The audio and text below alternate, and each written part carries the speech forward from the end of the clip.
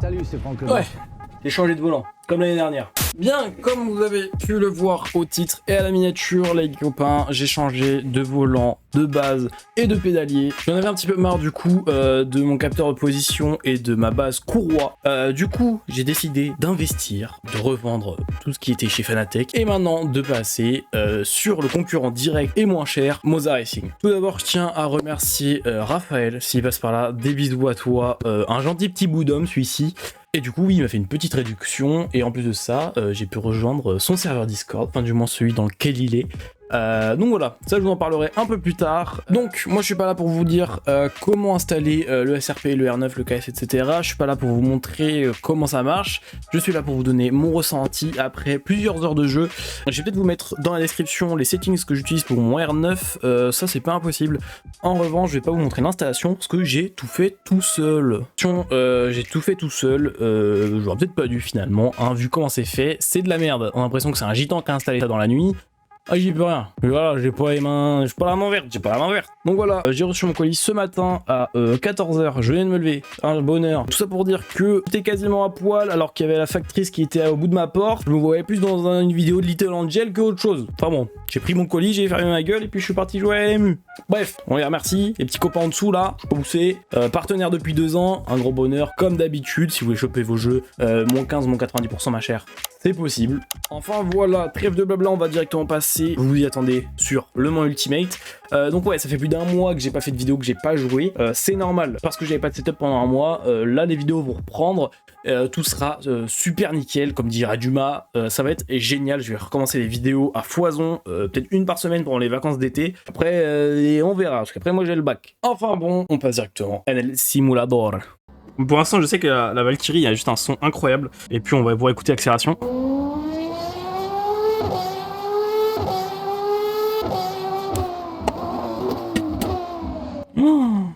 Oh, mais attends, mais j'avais jamais... Je m'attendais pas à un truc aussi incroyable.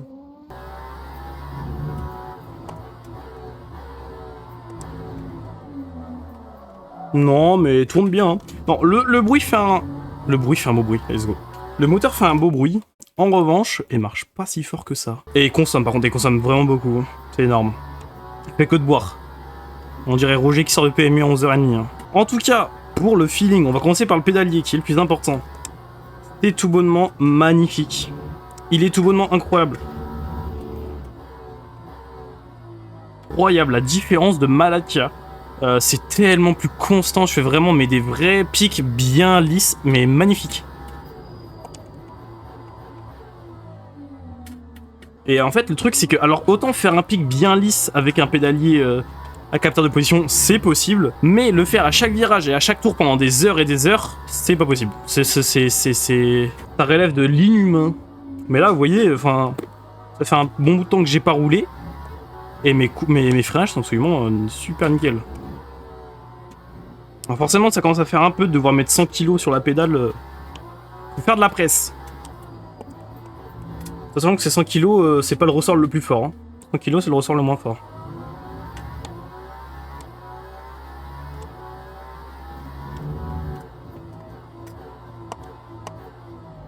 Mais on est tellement plus précis, c'est une folie. Et sachant que sur le pédalier SRP, les 20 premiers pourcents, c'est du capteur de position. Voilà, là c'est du capteur de position, c'est pas du capteur de force.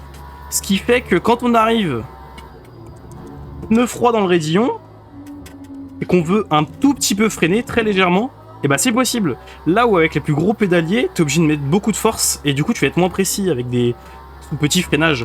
Et en fait avec ça, et bah ça va être possible de mettre des légers à-coups. Et ça va être bien plus simple. Et une fois passé 20%, là c'est la force qui prend le retour, et pas la position. Donc voilà, c'est pour ça que ce pédalier m'a énormément attiré. Déjà d'une, c'est pour cette polyvalence et un peu ce rôle de double casquette.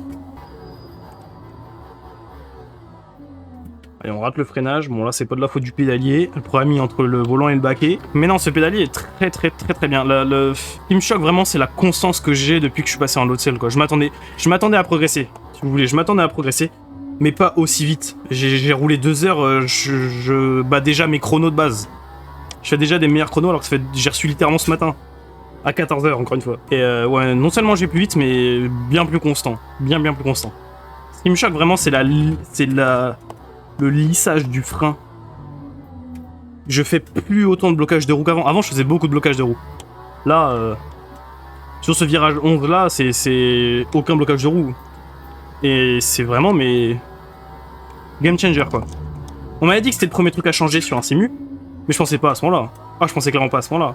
Et du coup, ouais, sur Mozza Pithouse, donc le logiciel de Mozza Racing, vous pouvez modifier le pourcentage entre le pédalier capteur de position et le pédalier en load cell.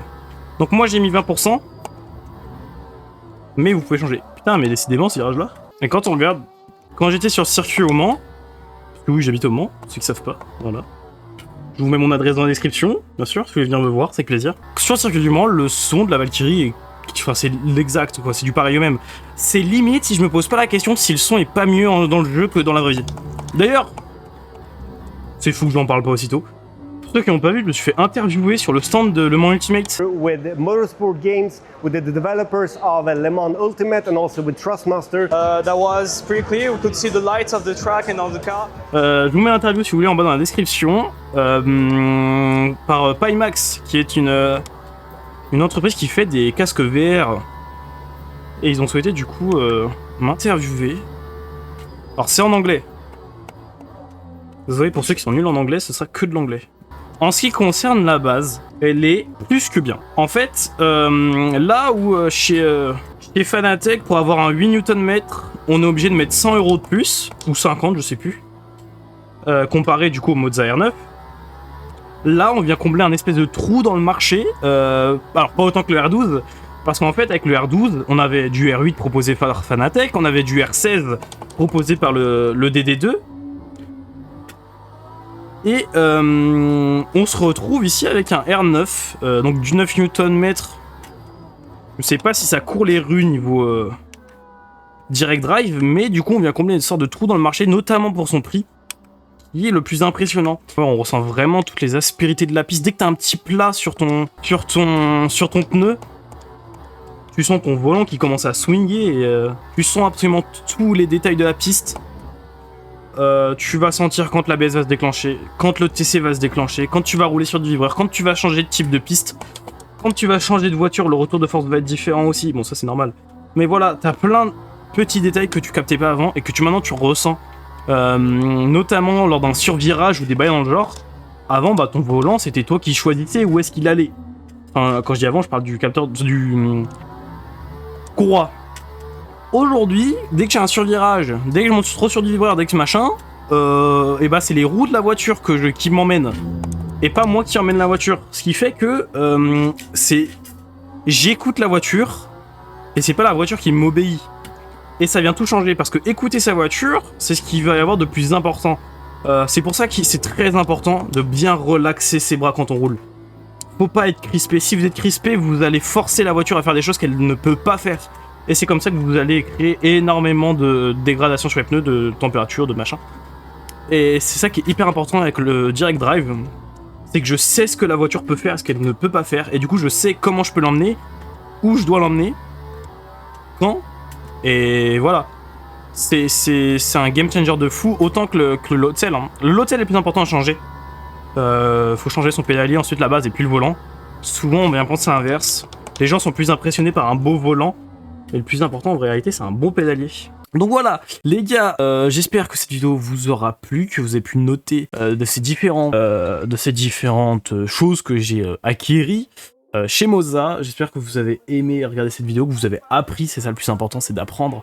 Je vous souhaite à tous et tous une très bonne fin de journée, une bonne nuit, bon appétit. Et puis voilà, moi je vous fais des gros bisous. Et maintenant, cassez-vous, allez faire votre vie là, au lieu de regarder une vidéo de merde. Dégagez!